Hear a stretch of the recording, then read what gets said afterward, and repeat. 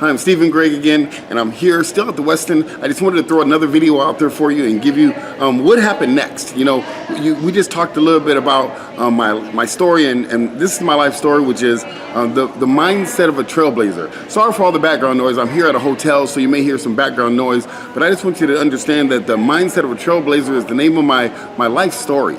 And I want to talk to you about a pivot point, because in 1997, there was a pivot point in my life. See, I had joined a business back then with that company I told you about that was with Kevin Trudeau. So Kevin Trudeau was the guy I had those mega memory tapes, remember I had listened to years before, and then years later I had joined a network marketing business with him. And that's where I met Chris McGarahan, my mentor. And these guys had started training me and they started mentoring me and I started learning from them. And man, it was amazing how much stuff I was learning. It was unbelievable. And they were teaching me how to build the business. They were teaching me what to do and how to do it so I could really grow my business. And this was the first time I was really getting the experience that I needed. And so what ended up happening, they were starting to teach me the skill sets. I was starting to make some money in the business. The business started working. I started learning the lessons that I needed. And so finally, I started getting some momentum and some traction. But then in 1997, a pivot point came. Because I remember I was doing a meeting with Chris. Chris was having a big event at the Hilton Hotel. And I went to lunch. I went to the lunch break and I went over to McDonald's. Now, I don't eat McDonald's now, but I definitely went to McDonald's that day. And when I was there, I was sitting there eating, minding my own business. And a guy named John Verghese came up to me and said, "Don't I know you from somewhere?" And I was like, "No, I don't think you know me from anywhere. Where at?" And he goes, "Don't I know you from this or that?" And he just started talking to me and I was like, "Nah, I don't think so." And so he sat down and we started talking. He goes, he started inviting me to church. And I was like, "Okay, well, what church do you go to?" And he told me the name of the church. It was a church out here in Orange County. And he said, "This week they're having a park service. It's going to be at a park in the city of Orange. And there's going to be fun. There's going to be food. We're going to be playing volleyball. There's going to be girls there, young girls." I said, "Wait a minute. Food, fun, girls? Absolutely. I'm in.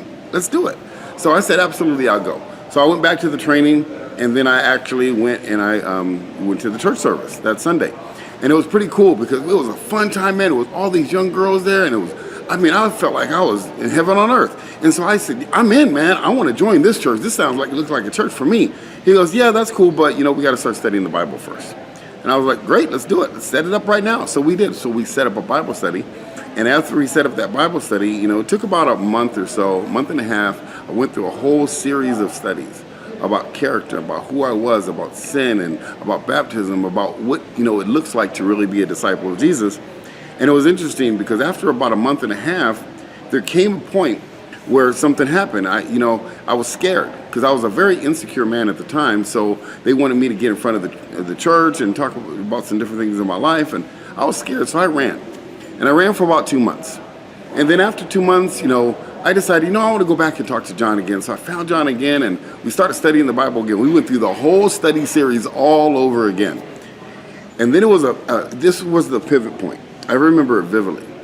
There was a time where Kevin had created an event in Palm Springs called Leadership Weekend, where they were going to start teaching all the systems of duplication, the same types of things I teach now in business. But that was a weekend I was going to learn this information.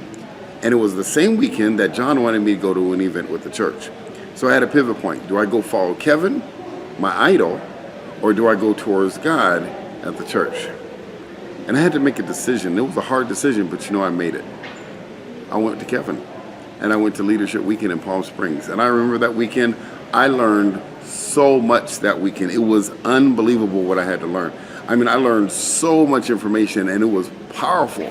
And it changed my life. My business started growing. I started promoting into the company. It started getting bigger and bigger and bigger.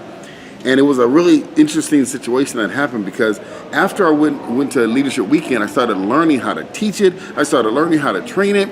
And for the next 2 years, I didn't see John. I didn't see him at all. And I went and I built the network marketing business. And I really mastered the skill. I sat at Chris McGarahan's feet every single week at the Hilton Hotel. We have a Thursday meeting, and I would sit at his feet and I would take notes with white paper and blue ink. And I would take those notes and I would become a student of Chris. And I was learning and learning and learning from that guy. And Kevin Trudeau, everything he talked about, I learned. I mastered it. I got it down pat. And then something else happened. It was a trip because in 1999, life took a turn.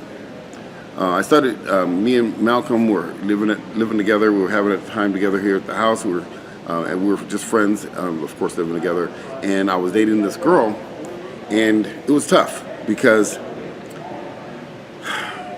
you know, still had character issues, and I was still out partying all the time, and I started to get really, really down again. And I was dating this girl, and when I started dating this girl, you know, it was tough because we didn't get along very well. So she had this cat, and she had to move out. I kept the cat. His name was Reese's. I love Reese's. He was alive till 18 years old. But after that, my buddy, like I said, Malcolm, moved in with me. And, you know, we were friends, and we were good friends and stuff. And then I started dating this other girl. And when I dated this other girl, you know, the relationship was fine. But during that same time, I remember I had pretty much went broke. You know, the business was doing well, but for some reason my character, because I was still out spending money, going partying, doing all the character things that didn't change all those years. And I remember one time, me and Malcolm, we were staying together at one time, and we were living in this apartment, and I remember it was kind of funny. We had to go to a McDonald's and split a hamburger that cost $1, because that's all we had. We bought one hamburger, split it in half, and had each a half a hamburger. And there was another time, it was a funny story. One time we were doing some business, we were trying to sell some advertising. Malcolm was making the calls, I was running to the appointment because we only had one car. So, you know, our electricity got turned out. So I was like, dude, you got to get ready. We gotta get going. He goes, well, how am I gonna iron my clothes? My clothes are all wrinkled. I said, dude, you gotta do what you gotta do. So I left, went to the store, and came back, and Malcolm had the ironing board in the hallway of the apartment complex, ironing his clothes. And I was like, dude, what you doing? He goes, I'm doing what I gotta do. I was like, well, hey man, let's do it, let's go. And so it was just a funny time because we were so broke. I mean, we had nothing. We had nothing. But you know, we had fun. I can tell you that. So it was just an interesting situation because we used to go out partying and dancing. But then the challenging time came. Again, I started getting depressed again because I started dating this girl named Gabby. And I remember very, very clearly, I really enjoyed this girl. I really liked her a lot. And I thought she was the one. She had a couple kids, and, you know, we started, you know, we were together, and it was a great time. But I remember this vividly. It was a really challenging time because she broke my heart again. She broke my heart. I mean, it was a Thursday. I remember I was sitting at home, and she broke up with me. And, you know, it was probably right around that Christmas time again. You know, several times over Christmas time, I had bad relationship situations happen to me. And because of that, you know, I was down again. I was depressed. I didn't know what to do. And so I was just sitting there thinking, man, what's my next step? What am I going to do next? You know, I'm sick of this. I started drinking a lot, started partying a lot, even more. Malcolm was living at the house. I was just down and discouraged. I didn't know what to do. And I'm going to tell you right now, in relationships, if you don't have your character on straight, if you don't have things on properly, you know, bad relationships can ruin you if you allow it to. And I did. I allowed those relationships. I allowed my idolization of Kevin and Chris. I allowed money and greed and financial success to ruin me because I still hadn't dealt with me yet.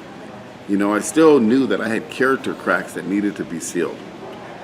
So what I'm going to do is on my next video, you know, I'm going to tell you what happened because it's an amazing transformation from this point on. And so I just want you to, you know, subscribe to my channel. Subscribe and click the little bell button there, and you know, you can get all the videos that I shoot. But I just want you to know that, you know, your past doesn't equal your future. I think I may have said that before. Your past does not equal your future because I thought my future was done. At this point, I was sick and tired.